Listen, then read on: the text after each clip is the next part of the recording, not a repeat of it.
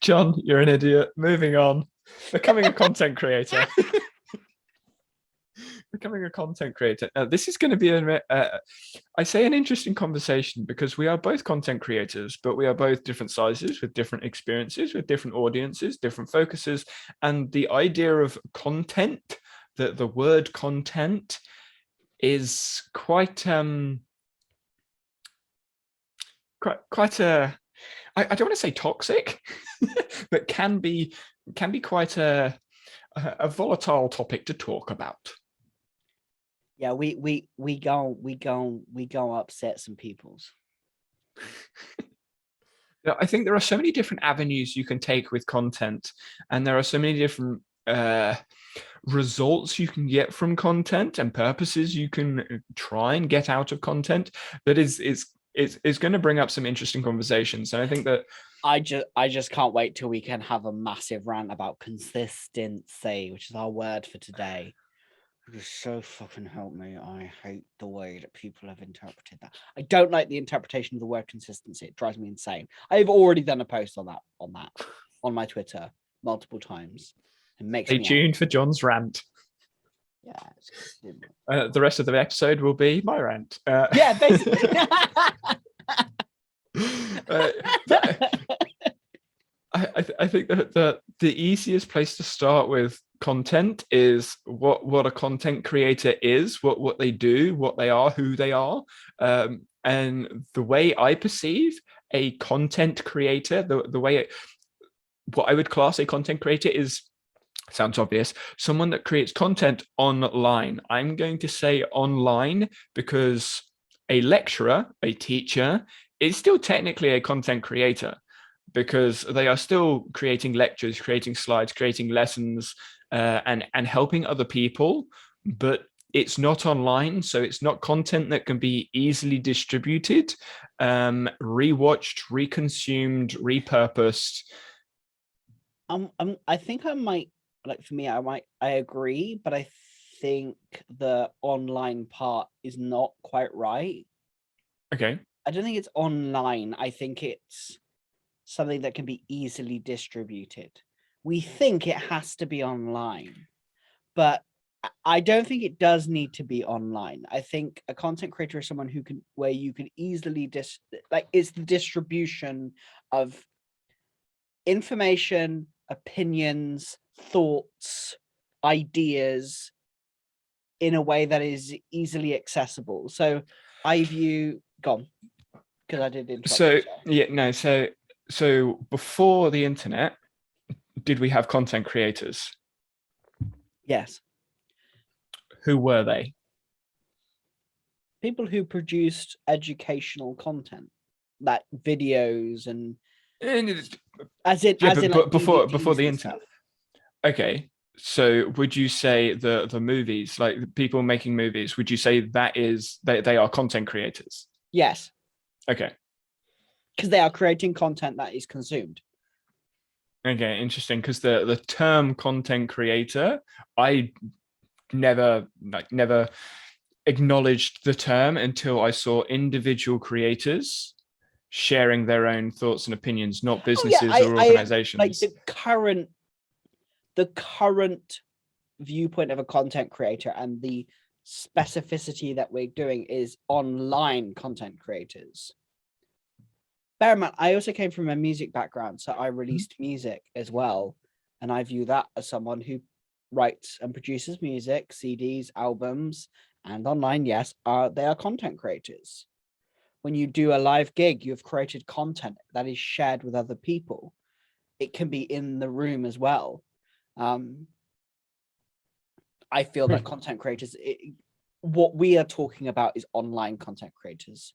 Yeah. But I think the new and being, for me, that's what I'm specifying. Yeah, because what I had in my head when I said online content creators are the individuals that are sharing, I guess you could say, intellectual property, their own knowledge, but a lot of the time it's not their own knowledge, it's what they've gathered from other people, and that's how sharing knowledge works.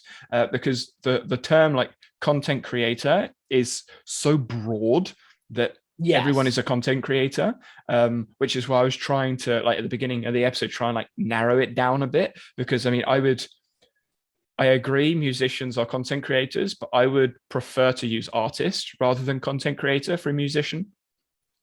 Ooh, fascinating. They're very similar words, but I would prefer to call a musician an artist, whereas I wouldn't say a lot of content creators are artists. Yes, some are, but I would say a lot aren't. um, Yeah, I think I agree with that. Yeah, so I think I agree with that. I sort of see content creator as like an umbrella, and Mm. then smaller thing like Peter McKinnon. He is an artist when it comes to the videos that he creates. A lot of the pieces are very well made, whereas other videos, my videos, are perfect examples. They are not pieces of art. They are quite pants when it comes to the artistry. Um, But what is? Yeah. No, exactly. I don't agree with that. I it's a Making different kind of artistry. It's not, if you're specifying artistry as visuals, then sure. But there is an art to delivering information online in a way that is digestible, usable, that is sustainable.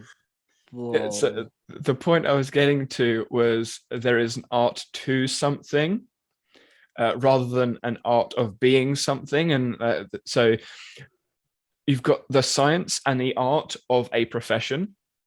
Mm. And I think being an artist is someone, traditionally I would imagine something that is more aesthetically pleasing, or like it it hits the senses quite nice, like visually pleasing. Or But what about really hideous, like trash art? okay, I say pleasing as in it's, how do I explain it? Like it triggers an emotional response. Mm, that's better. Yeah, Yeah, I prefer that nuance to what you said, because yeah, that was the bit that I was like, yeah, I've looked at shit and I hate it, but it's artistic, so I can understand the context behind it and can yeah. appreciate it, but it looks disgusting and I don't like it. Yeah, pleasing is a type of an emotional response from, yeah, yeah. I mean, Picasso is a perfect example. Some people love it, some people hate it, some people just don't understand it, but it's still art, whether you like it or not. uh, and I think with online content creators, there is an art to creating content online. Then, like the art being creating a video that people find or can have an emotional connection to with, which I don't think is that difficult with online creation a lot of the time, because a lot of it is communication. So getting an emotional response from someone is extremely easy if you want to, because hello trolls. And the information that is shared is out there, and that's where like the art of creating content is. You can create an emotional response to for anyone with most pieces of content. But then the science of content, i.e., the facts, the figures, the knowledge transfer, the intellectual understanding of whatever it is that you're talking about. It could be something highly academic or something. I mean, I watched Simone, I think Geets is how you say her last name. She made I think it was quite called a plamp. She made a flower and a lamp together. She just built it because she felt like it. There was art in the video because she felt emotionally connected to this random thing she had built. But there was loads of understanding of how she built the things, so all the different tools, the methods she used. So there was knowledge to learn behind it. There was science behind it. So even in just DIY videos and fun videos, there is still knowledge. But there is a balance between the science and the art, I think, that needs to be struck. I'll let you talk now. No, I really like this conversation. It's not gone the way I ever thought it was going to go, which it never does. But it's interesting that this word that's come into, like, phrase has come into our language, and what actually does it mean to be a content creator? Like, what actually is that? What is classed as content? What is not? I think there's so much to be discussed around that. And also, who needs to be a content creator? Like, for me as a business owner, it's interesting of like, do you need to become a content creator? That depends on your definition of a content creator. When I first, so on our notes, it says why you don't need to become one as a business owner. I'm actually going to contradict myself within the context of what a content creator is in this discussion. Yeah, you do, because you need to share what you're talking about. You need to think about, like, for me, I've noticed a massive change in my business because of the content I'm creating. The purpose of my content has become a way of sharing. Okay, nuance more. You need to be a content creator if you want to show up as a leader in your business, in your space. If you are leading people somewhere or leading a group of people, then you need to create content. If you are just a service provider, then no, not necessarily. You do not need to create content. If you're just, that's kind of the reason why I went down what a content creator is, because I saw that first point and I was like, I want to challenge that a little bit. And I want to sort of like move further into this conversation and say, okay, content, every note, piece of information you take requires processing. Processing means creating something. So what are you producing? You could be producing a note or a page or 2 pages, an article, something, which means you're creating something, which means it's content. Does it mean you're sharing content? No. Sharing content and creating content, I think, are 2 different things. I like that. I like that nuance. Oh, it's beautiful. Yeah. And that's why I think everyone naturally, I think, is a content creator, because we're all looking to create links and connections and learn, because that's what humans do. As much as I disagree. I know of a number of people who are just happy with what they've got, but they still learn. Yeah, they learn.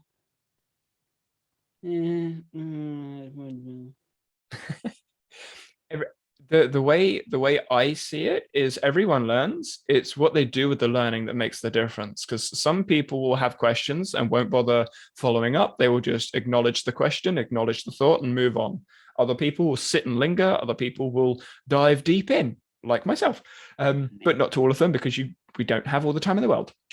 And everyone will create links and connections because we have thoughts. Everyone has thoughts. You can't not have thoughts unless you're dead. Yeah. You can't not have thoughts, which means you're always creating something, because your brain is making connections.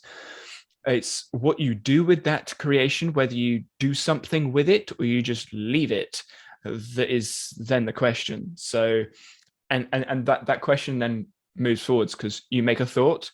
Do you do something with the thought? If you do something with the thought, okay, are you writing it down? If you are you making a connection with something else? Are you then expanding that to a note, expanding that to a page, to a book, a video, or whatever? Then are you actually going to share it? So I think we're all creating content. We're all creating stuff. Thoughts. Yeah. I think my opinion on this has changed so rapidly in the last 6 months. Like when I first thought about this as a content creator, I never viewed myself as a content creator, because I didn't have that I just saw it as a fun thing for people who have lots of time to do. Like, but for me, I realized the humongous value of it, from creating content, from like the creative process of talking about my ideas has done wonders for my business and for me. I was going to say, I think it's rooted in human culture, human society, because when you think all the way back before technology, before the rest of it, what did people do? Use stories. We spoke to one another. We communicated with one another. And what is that? That's sharing what you're thinking with other people, which is literally what content is. It's sharing your stories, which is why most people prefer listening to stories and remember stories better than they do words, and they need a narrative, because that's how we've evolved. We've evolved to communicate through stories, through narratives, through journeys, through different links of ideas, which is creating ideas, creating content. It doesn't have to be shared with everyone, it's just creating it. Yeah, and I think what is really important when it comes to, as a business owner, you need to understand the purpose of it. Oh, yeah. Like, why are you doing it? I think in general it is, isn't it? It's like you need to understand why you're creating the content, who it's for, why you're doing it, what the whole point is. If you're just absent-mindedly throwing, so it's like, here's a good example in the space that we both inhabit, Twitter and the ship 30 for 30 thing. I do not have a problem with it. I paid for it. I liked it. I like ship 30 for 30. But I think that when I see people doing it and starting it, they do it to grow a following. They use it as a hack to grow a following. And I think for me, the reason why I signed up for ship 30 for 30, as I've said before, is to really start to think about what I'm saying and to start sharing ideas and playing with ideas. It wasn't to grow a following. It wasn't to do that. I mean, I naturally did manage to do that, and it helped, but the main purpose for me wasn't necessarily to ship 30 pieces of content or become consistent with content. Oh my God, I cannot wait for that conversation. Today's word is consistency, if we haven't actually said that yet. Cannot wait for that one. It was for the purpose of figuring out what ideas mattered to me, and just the art of taking stuff out of my head and putting it somewhere so that I can actually see it and change my thoughts, think differently. For me, that's what the purpose was. It wasn't just to market. And I have gone. I was going to say the Harry Potter reference, where Dumbledore's like pulling his thing and putting it in the bowl. Pensive, yeah. Yeah. I've watched it like once, maybe twice. I've never read the books because I don't like reading. But yes, that's the analogy I have in my head. And I think that is a skill that, what? I have a question. Carry on. Okay. I think that is a skill that we have when we're younger, because we're always asking questions, we're telling stories, we're always being a pain in the bum to parents. Oh, what, just shut up, go away, go do. But and school sort of dumbs it down and gets rid of the creative thought a lot of the time. And that skill to pick out ideas in our head, critically analyze them and go, is that a good idea? Is that a bad idea? I don't know. Let's have a look and explore that. That's a skill that I think is drilled out of us throughout school and education. Yeah.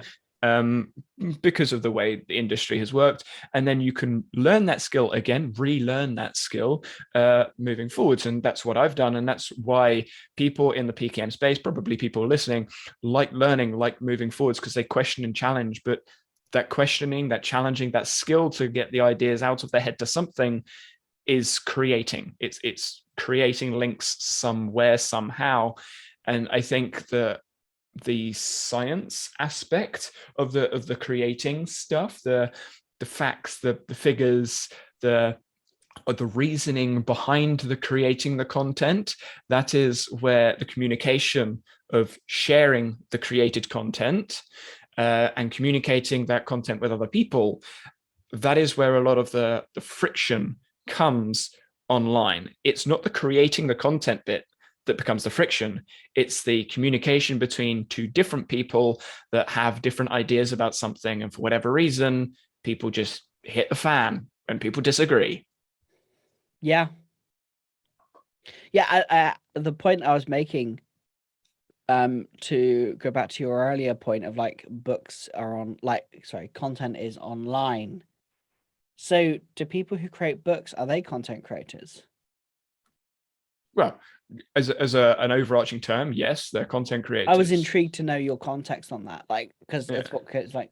I don't read books. It's like, well, then are they content creators, or are they writers? which leads us on to another point that's there. Exactly. So I would say yes, they are content creators, but I would say they're storytellers. And I say storytellers instead of writers because I think everyone is a writer. If you understand like how to write words like symbols and letters, then you can be a writer. A good writer, bad writer, depends on who's reading it.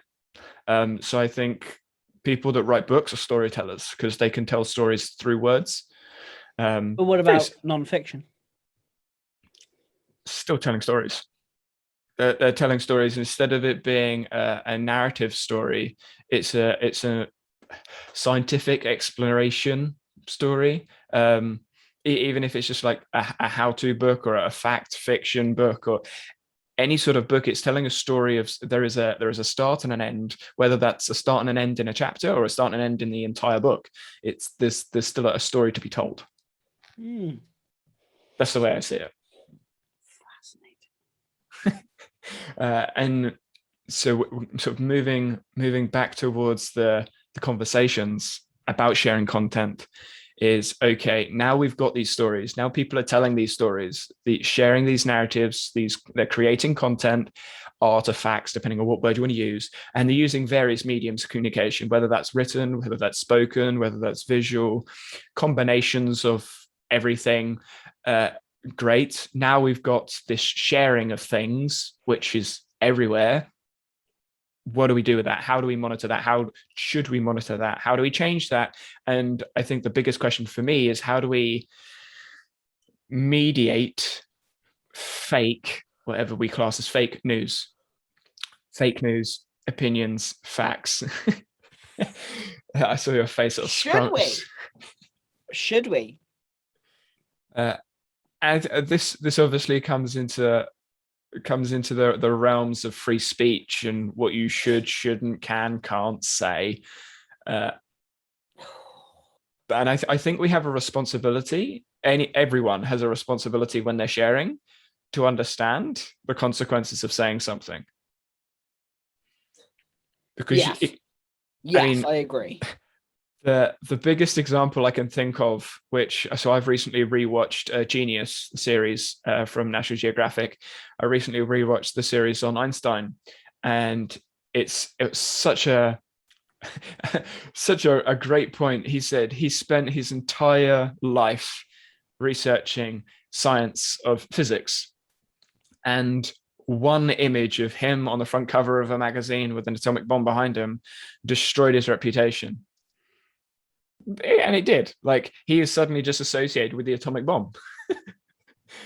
Like, you've got how many years of science, research, facts, figures, loads of great work, then one image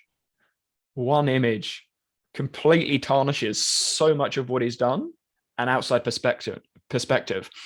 And that's just by one person saying something that, or just implying something. They didn't even have to say anything, just putting his face with a bomb together completely changed the outlook of who Einstein was. And I think part of his fame now is due to the link between him and the atomic bomb, because the atomic bomb is just like all over the place. You can't avoid it.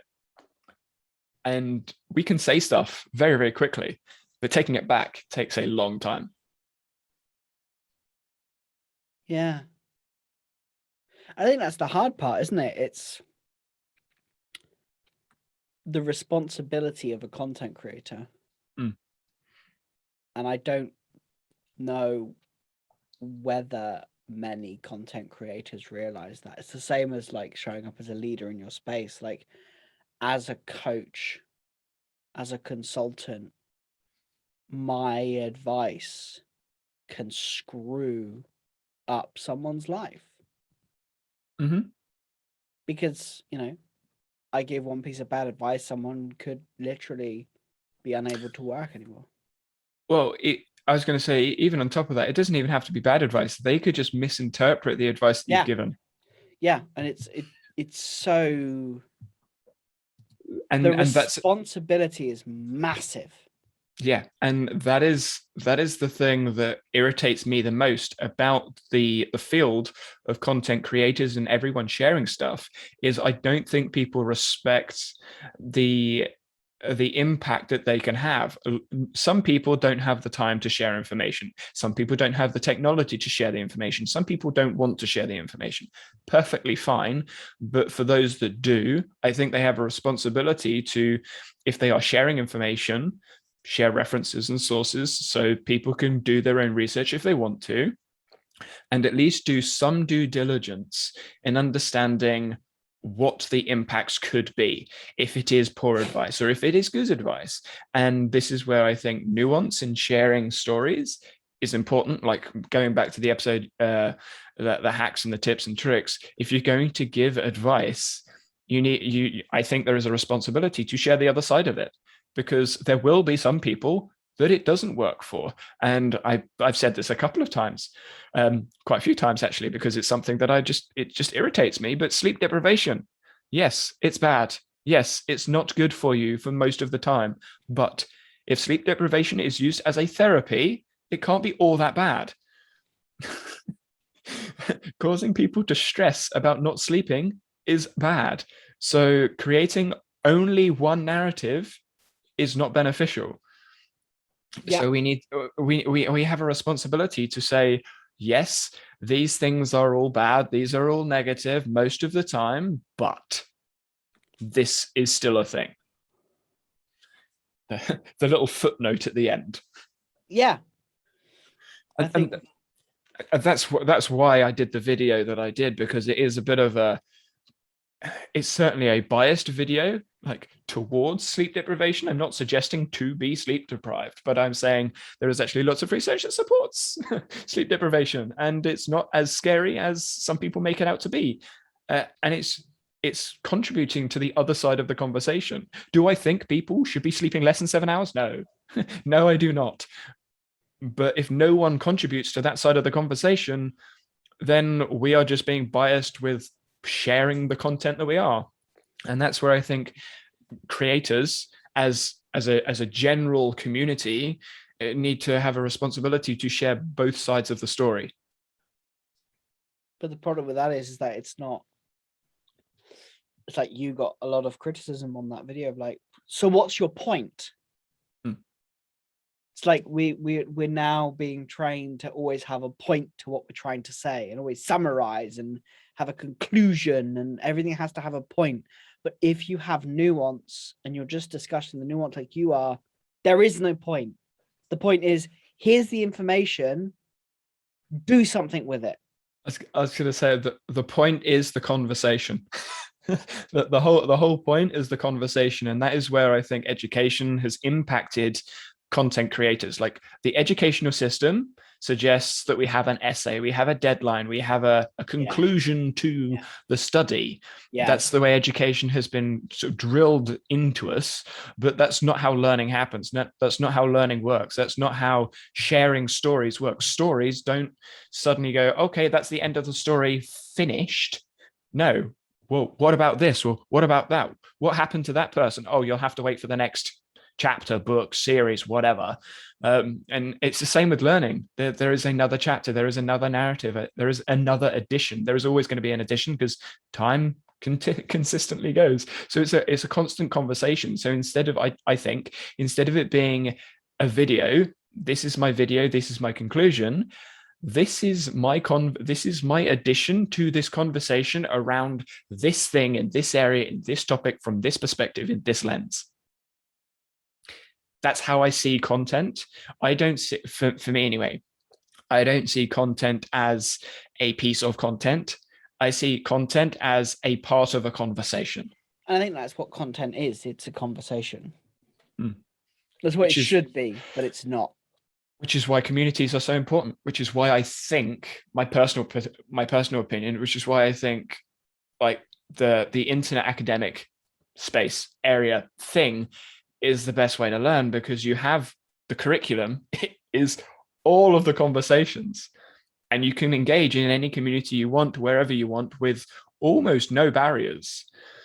So why would you go and do something else because you want a shortcut, hack, trick to get there? Because I think that's, I'm biased against courses, but that's, I see online courses as hacks a lot of the time, because most courses leave nuance, they leave out context, because it's either a generalized course with advice, or there's information that's been missed, or maybe there's new information that's out and they haven't updated the curriculum yet. And yeah, it's This is something that actually I really struggled with and still do with Notion, because it's like, well, how do you use Notion? It's like, well, this is how you end up. That's not.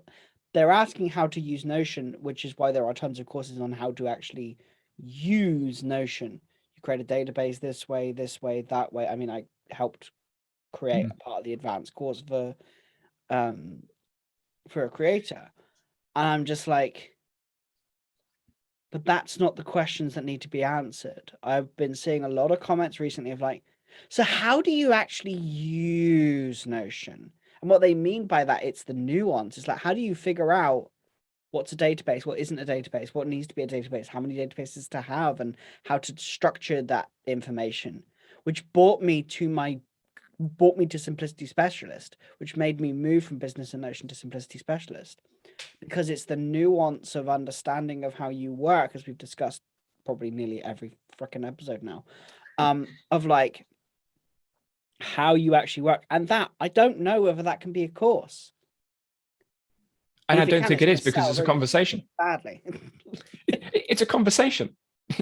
It's Yeah. And that's it's literally why I don't buy courses, because courses are information, which is content, which is fine. Like, you can buy, I'm not saying don't buy courses, I'm just saying buying courses are a hacky tip trick, because they're trying, you're paying for a shortcut. You're paying for a shortcut to someone else's experience of knowledge, because I'm not But going to say it's knowledge. I actually I think we need to be a bit more specific on course. Like, you're talking a traditional video-based course in this instance, aren't you? Because if you think about the cohort-based courses, a good cohort-based course, it's more of a conversation than it is education. Same with, like, I run workshops. My workshops have an educational element, but they are still a conversation. Mm. And I think just I wanted to check in that you were also meaning the same thing, like a course as in a watch this video, watch that video, Yeah. kind of thing. Yeah. Just wanted to With the cohort-based courses, like we spoke about with the learning hubs, I think the value comes in the conversation, the guided conversation, yeah rather than the content. That's where I think the value comes. Yeah. So for me, there's a difference between a course and a cohort. I would see a cohort as the community, as your cohort. That's what I wanted to, because some people don't see it as separate. I wanted to just get that nuance from you, because I agree. I think a course on its own is great for learning step by step how to do one thing, but when you're trying to discuss something, when you're trying to figure stuff out, especially in business as well, like, most of the business stuff should be a cohort of a group of people trying to figure out how to do stuff. It's like starting a business in Notion, for example. I have a mastermind around that, where there is educational pieces of that, but there is content there that I'm creating live with people. But it's also very much a conversation. And I think that's where those two things kind of coincide, the content and the conversation. And content is, as you were saying earlier, and I agree, is a conversation. And it has to be a conversation for it to be effective, for it to be helpful, for it to be well done, which means sometimes you can't be consistent in the same way that is portrayed online. Do you like that? It's a good transition, don't you think? Yeah, it was a very nice transition. So today's word is consistency, and I am very fucking excited. Just a rant. Because I'm just gonna fucking rant the entire time. I hate the word. I really wrong, incorrect, not correct. I don't hate the word. I hate what the word has been meant, what people mean by consistency in the online creator space, in the business space. I find it, it drives me insane. You don't like their intention. The intention. No, I don't like the intention. It's like, just produce content every week. That's consistent. No, it is not. It is consistent. Yeah, but it's consistent. Well, yes, I suppose it is consistent, but it's, for me, consistency is being in harmony with what you want to do, like a state of being in harmony. That's what the word comes from. For context in this exact specific thing, it's like working to an agreed pattern, but not an agreed pattern with the rest of the fucking internet, an agreed pattern with you. It's an agreement you've made with yourself to be consistent in a certain way that you have defined. You're doing something regularly, making an agreement with yourself to do it, and sticking to it. I cannot wait for your reply. So is that like all 5 of your points? So just shouted in one? Yeah. Yeah. It's really ticking me off. I find consistency. I just find it so hard to just. So my first point, which might just summarize everything quite nicely, the only constant is change. Yeah. I just had to leave with that one. It's the first one, and I think the most important part about consistency is that you're dynamic with change. Is that you can change. So solidifying a pattern, saying I'm going to do this thing, is great. Yes, you can be consistent doing that, but I think being consistent doesn't need to have a pattern. Every 2 days, every 5 days, every week, every 4 hours. I don't give a shit. Like consistency doesn't have to be a methodic pattern of. It's an agreement, isn't it? Something. It's that agreement with yourself that you'll do this. It's an agreement. That's all it is. It's nothing else. It's not. It doesn't have to be time-based. I put doing something regularly because everybody tells you that's how it's supposed to be, and I just don't agree, and I hate it. It pees me off. So I've got 3 words that I just put there because I was like, I think consistency means different things with these words. So timing, quality, and quantity.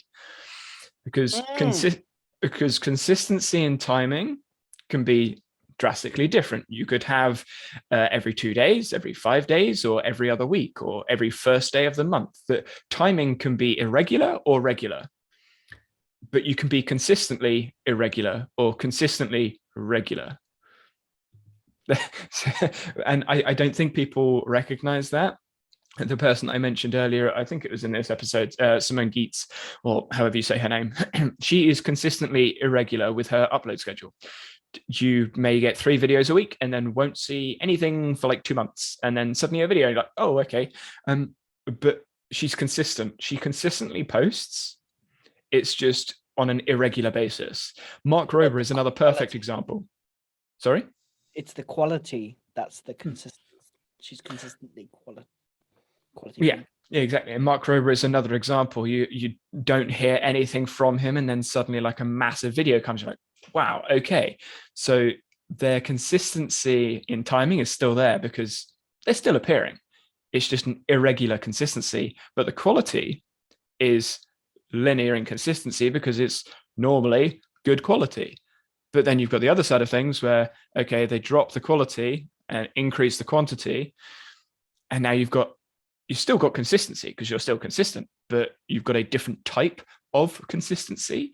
And that's how I see those 3 words. Depending on the way the consistency is done with timing, quality, and quantity, gives a completely different impression of what that word consistency actually means to the person. Did that make sense? Yes. Yeah, I love that. That is what it should be. It's not because it's all time-based. It's just like post every day, post regularly. You got to post regularly because you got to feed the algorithm. Yes, if you want to hack the system and the tips and the tricks to hack it, sure. people were using consistency as a hack. Mm. Instead And they of what leave it bits actually behind. is. And it's just it genuinely like ticks me off. I'm going to use another one of my my lovely analogies in my head. Please. So spider web, right? Okay. Graphs, like network theory, is something that I really love. I mean, you can see it's space on wall. I like the idea of the nebula in space because there's gaps in the middle, and that's why I love space. Space is my analogy for almost everything in my head, because everything is a planet, a node, whatever you want to call it, network theory. And looking at consistency is, as its own little thing, little bit. You've got the three nodes. You've got timing, quality, and quantity. Some things can get bigger, so gravity increases. So like the triangle essentially that you've got, the little web triangle you've got, if this gets bigger, these two could move out. Gravity is going to move things away, move things closer. If something, so quantity goes up, well, quality may go down. Now the shape is different. And that's how I see consistency. Consistency is the nebula, the galaxy, the whatever you want to call it, the network. Consistency is the network view. It is what it looks like. It's the three dots and the three lines joining it together. What that looks like is going to be changed by the size of the node, the length and the thickness of the line, the connection, whatever it is, and then the distance between everything. All of that empty space, filled space, connections, and everything that's involved is what consistency looks like for me. Yeah. Just yeah. Yeah, I can't. I have nothing to add. I just agree. I completely agree. It's that you know, one of the things in Gestalt psychology is around a cycle, and then there's a part of the cycle which is the void, the space in between things, and that is part of consistency. I love that. I think that's the first time I've actually explained my wall. Yeah, I think we've discussed it before. But yeah, so for those that aren't watching, I have a space wall, and it's literally like space to me is how I think of almost everything, because it's 4D. Yeah. It's 4D. It's the way the world is. Do you have any other points? No. I have one other point, which is expectation. Cool. And I have expectation in there because going back to my analogy of space, because everything is, if you're wondering, everything that I have in my head is space, everything. It's all networks. But expectation is part of social constructs, and society is kind of like its own little galaxy over there, which is so next to this over here. And expectation, I think, impacts what consistency looks like in the scheme of work and effort and output, because consistency won't change with expectation. Expectation won't change what consistency looks like, but it will change where it fits in to everything else. So consistency could be affecting other aspects of life, so like general actions, general habits, stress levels, health, etc. So I think expectation can move the consistency galaxy bubble around, and it can bash into other things. Again, using my dynamic analogy of space, if consistency bashes into health, health then bashes into stress, stress then bashes into work, that then bashes into business, finance, suddenly midlife crisis, all because of expectations put on consistency. And that's where I see everything. It's so tightly knit in space that if you move one thing, everything else starts moving together. And as a physical example, if I don't know whether you've ever done this, if you have a bit of string and you like put a bit of string between like two buttons. I did this when I was younger as a kid, which is probably why it's remembered in my head. And you've got like a bit of string, blue tack, taped, whatever, to two buttons, and you pick it up in the middle. Picking it up in different places, it's going to change. The more buttons you add with more pieces of string, the more of a mess it makes. You can add bigger buttons, smaller buttons, different things, and picking up different plays. And it's just an absolute mess. And that's what I see expectation and all of this is, if you pick up expectation, consistency moves, but so does everything else. And you suddenly go, where the fuck has everything gone? Yeah. Sorry, I would love to be critical of you, but I can't, because it's the point is, yeah. That was a literal mic drop. Yeah. Glad I caught it. Yeah, it genuinely is. That's the whole entire point. And I think this conversation is not made to creators enough. It's like, just publish consistency so you can hack your way to get the money. Need more. Yeah. More. Give me more. Sir, can I have more, please? Oliver Twist reference. Please, sir, can I have some more? It's just, yeah. I love this conversation. But yeah, and I was going to say to round this out, when it comes to the conversation of creating content, sharing content, being consistent with content, I think there is a consistency, a general consistency with creating and sharing content, but there needs to be a responsibility with our consistency and expectation to share things that are appropriate, but what you deem as appropriate is going to be different to everyone, which is where the conversation continues. Yeah, and always has to.